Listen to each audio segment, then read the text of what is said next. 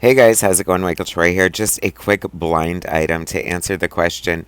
Did the new X-Men by Jed McKay and Ryan Stegman, issue number 2, blatantly steal from Savage Dragon? And the short answer is yes. So, uh, special thanks to Craig Olsen for pointing it out to me after watching my review of X-Men number 2, the title of which is Invasion. He noticed that it seemed very familiar, and it was. So Marvel recently just got in trouble for the new Phoenix book because the artist blatantly ripped off a bunch of panels from other X-Men comic books, and there was a lot of controversy. There's been some controversy with DC and some artists using AI. So it's kind of strange to me that when Marvel and DC artists are like blatantly doing things that they think they can get away with and people aren't going to notice. It's like if you're the working for the top two, you're the most widely seen comic books, and chances are somebody's read some of the other books that you were ripping off.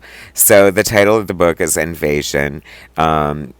The design of the alien spaceships is exactly the same, and you could dismiss this as coincidence. I mean, a round spaceship with tentacles is maybe a little generic, but it looks just like it. So you have to take it a step further and notice that both titles are the same of each book. X-Men number 2 is titled Invasion, and Savage Dragon number 178 is also titled Invasion.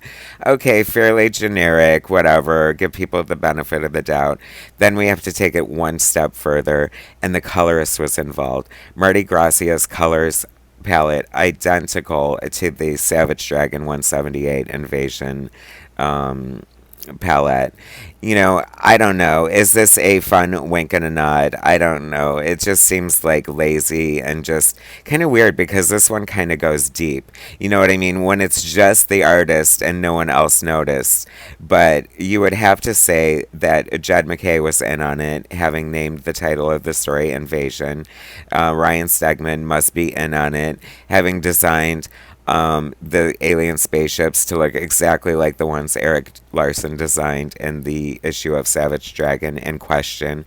And the deal breaker is the colors. The colors with that bright, like white blue kind of thing is a choice. It's not common or expected or just standard. So I just think it's kind of interesting. No harm, no foul, no big deal.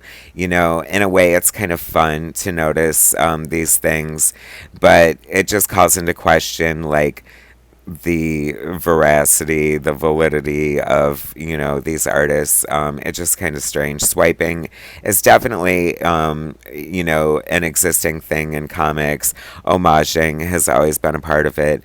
A swipe is when you blatantly rip off something. An homage is when you lovingly rip off something and acknowledge it. So, I don't know. As shocking as this was, I don't really have a problem with it. I think it's more fun than a ripoff. But you decide. I don't know. It just, in a way, it's sort of. It's bizarre because on one hand it says that you lack imagination, that you're just going to have to steal the ideas of another existing artist, but then on the other hand it's kind of cool and kind of a deep cut to like reference that not only to just the ships but the title of the book and the color palette.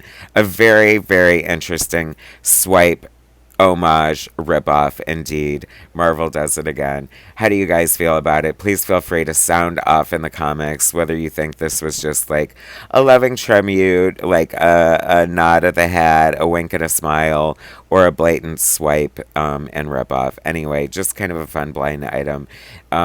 Continue reading X-Men and Dragon. They're both fun books. Anyways, thanks for watching, listening. Subscribe to my channel. Hit like and share, and I'll bring you more later. Thanks, guys.